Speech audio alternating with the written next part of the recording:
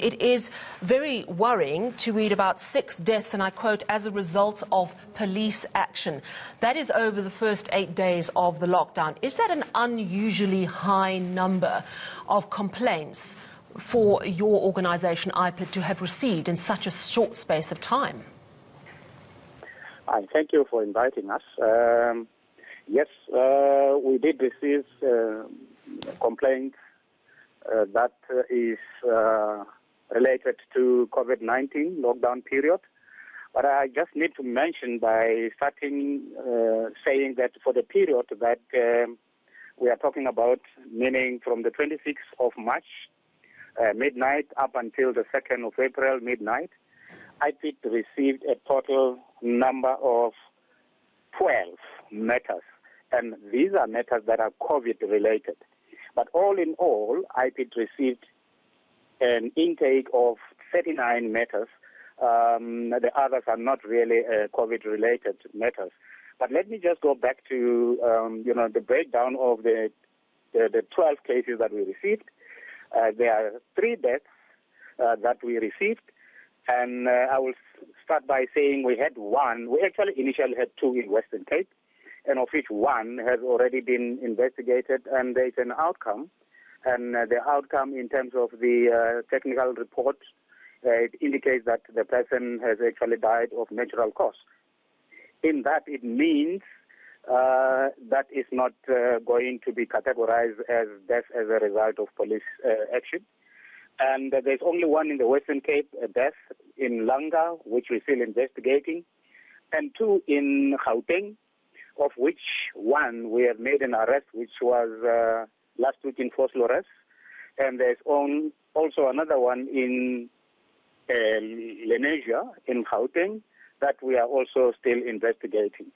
And I can also mention that we are having a discharge of firearms, of which I can quickly just mention that in that we are having one of Free State. Sorry, I'm going to just stop you there just for 1 second, because you're giving me lots of information, but for me the murders are very important here. So you've explained that I think 2 of them are not things that you need to investigate further. There's someone died of natural causes, but we still have 1 person killed in the Western Cape, 1 in Gauteng, 1 in Lenasia, so the Vosloorus and Lenasia.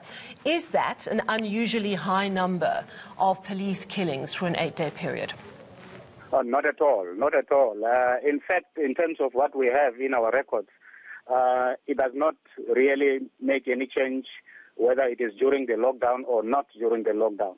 It is actually not really a high number, despite the fact that we are having people that unfortunately have lost their lives.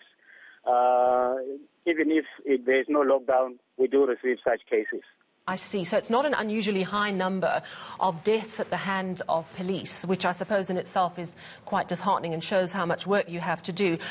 Around issues of corruption and assault, are those higher than you would normally receive in terms of complaints? I suppose what I'm trying to find out is whether you are getting more complaints suggesting that unscrupulous members of the police force are perhaps taking advantage of the lockdown in any way.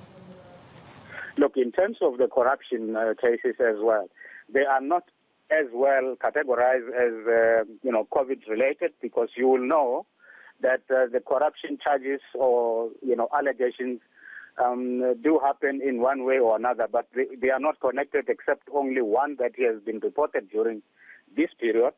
So, yes, you have asked me a question in terms of the assaults. We actually not seeing high number of cases that have been registered. I mean, we're actually hearing and seeing in the social media in terms of, the videos that are being circulated.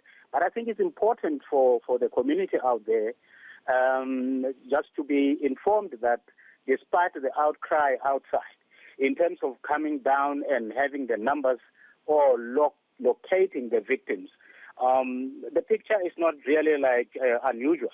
Because as I'm speaking to you now, in terms of the assaults, we're having 6, which is not high number of that. As I said, despite the outcry in the public.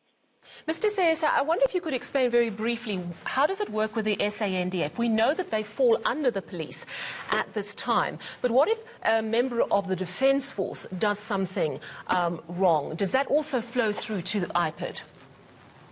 Look, no, Ipid does not have mandate to investigate the soldiers. Our mandate is only limited to SAPS and the Metro Police, and that's all. And in cases where there are such incidents, there is South African National Defence Force Ombuds officials that will be taking the cases of the soldiers because they have got their own, judicial system that they are following.